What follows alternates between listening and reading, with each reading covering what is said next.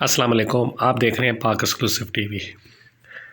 کراچی میں ایک بازار ایسا بھی ہے جس کو لنڈا بازار کہتے ہیں۔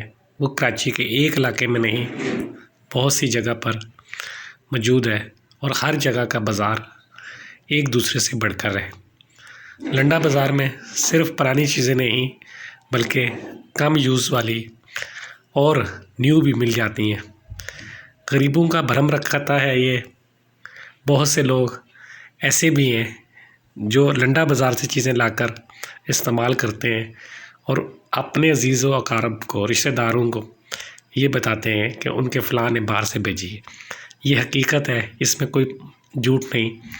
میرے ایک دوست تھے جنہوں نے مجھے کئی دفعہ یہ کہا کہ وہ اپنے بچوں کو یہی کہتے ہیں کہ یہ تمہارے چچا نے بھیجی ہے اور امریکہ سے بھیجی ہے، کیونکہ بچے چھوٹے ہوتے ہیں، ان کو یہ چیزوں کا اتنا علم نہیں ہوتا۔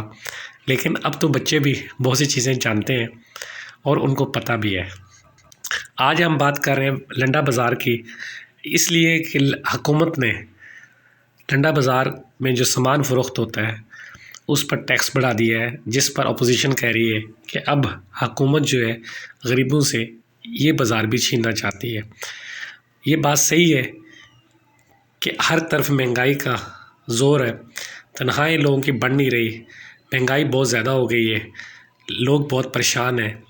لیکن حکومت کا یہ کہنا یہ ہے کہ معیشت بہت اچھی چل رہی ہے، کاروبار بہت اچھا ہے، لیکن دیکھنے میں یہی آیا ہے کہ ہر بندہ پریشان ہے، اور وہ کراچی ہو یا پورا پاکستان، بہت سے واقعات ایسے ہوتے ہیں جو دیکھ کر سن کر افسوس ہوتا ہے کہ لوگ کس قدر مجبور ہو گئے ہیں۔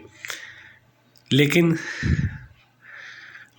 غریب آدمی جس کی ایک عزت تھی، اب وہ لنڈا بازار سے چیزیں خرید لیتا تھا اور اپنا گھر بار اپنے بچوں کو خوش رکھتا تھا، اب وہ بھی مشکل ہوتا جا رہا ہے۔ ضرورت اس بات کی ہے کہ حکومت جہاں بہت سی جگہ جو ہے ٹیکس میں چھوٹ دیتی ہے، چیزوں میں ٹیکس ختم کر دیتی ہے، اسی طرح جو لنڈا بازار میں باہر سے چیزیں آتی ہیں ان پر ٹیکس نہیں ہونا چاہیے۔